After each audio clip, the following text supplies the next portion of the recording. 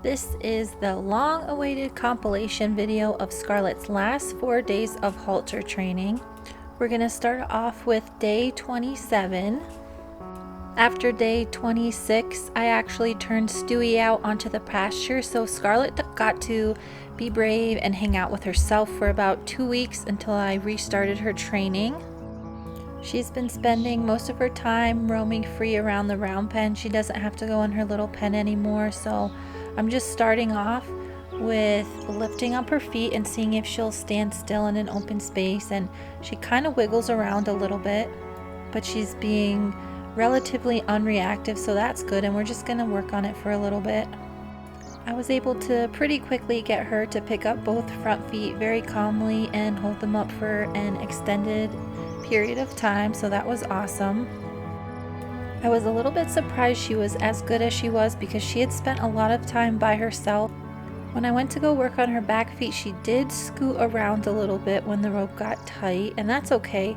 She was able to stay focused on me, and I was able to keep her in a small little circle, so she's running around a little bit, but that's totally fine.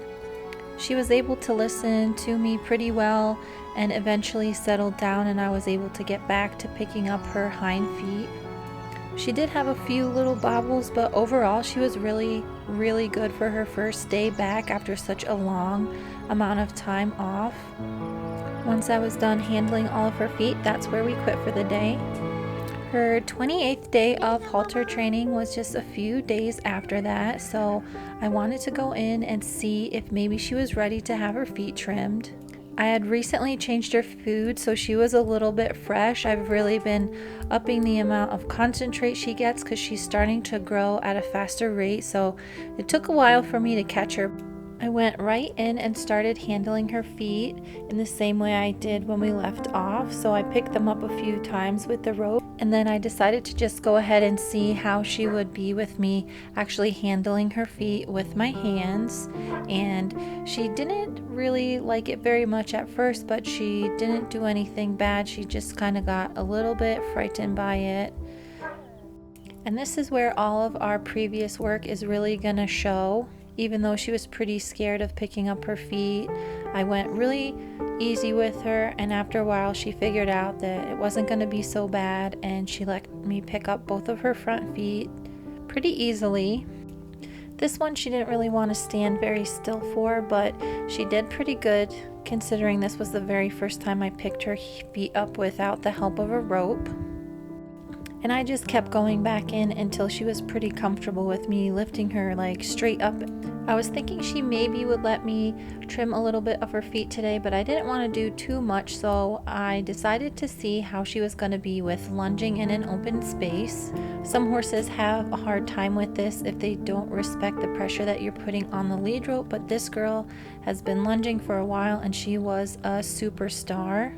She didn't even really mind the dog in the pen with her, so that was awesome. She went both directions pretty easily. Even her direction that she doesn't like me in one eye was really good. And when we were done, I went back and I picked up both of her feet just to reinforce what we had done. I'm really happy with how brave and confident she's been for these new things all by herself without Stewie in with her, so I think she's finally settling into her life as a domestic horse. Her feet were getting pretty long, so on day 29 I decided I'd go ahead and see how much of her feet she would let me trim. So this is really only the second day that I'm actually handling her feet with my hands. But the whole time I've been working with her, I've shown her that anything I'm going to ask her to do is not going to be scary or hurt her, so she's learned to trust me a whole lot more since the beginning. And I started off by just taking tiny little nips of her hoof wall off, and if she started squirming, I would just put her foot back down. But as you can see here, she is able to hold her foot up for a really long amount of time. I was actually kind of surprised how well she was letting me trim her feet, because the handles of the nippers sometimes touch their belly when you open them up to take a little chunk off, which can be really scary for a green horse, but she didn't seem to mind at all. Even though I bought her last fall, her feet really haven't grown that much, or they've grown but they've been chipped off. The winter the ground gets really hard, so she kind of was self-trimming, but with the soft ground now in the summer, I really do have to trim them pretty regularly now. And I sped this up because she was able to hold her feet up for so long, and I'm just taking little bits at a time out. If she was a broke horse, I would expect her to hold her foot up for me while I nipped around the whole entire hoof wall, but since she's just learning, I just take little pieces off at a time in case she needs a break. And while I'm trimming her feet, I'm actually teaching her how to ground tie as well. If she needs to put her foot down and she backs up, I just pull her forward and have her stand in the same spot, and it's a really good way to do two things at once. I finished up her little trim for the day by rasping the edges so they weren't sharp, and she was really good for that too. It was a really hot day, so I decided to go ahead and give her a bath with soap.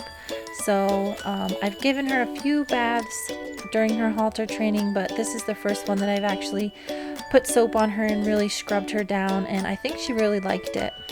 If you've been watching her journey from the beginning, I hope you can see how the type of training I do really builds on itself, so when you're introducing new things to these horses, they can be confident and really try to get the answer right without being afraid of anything.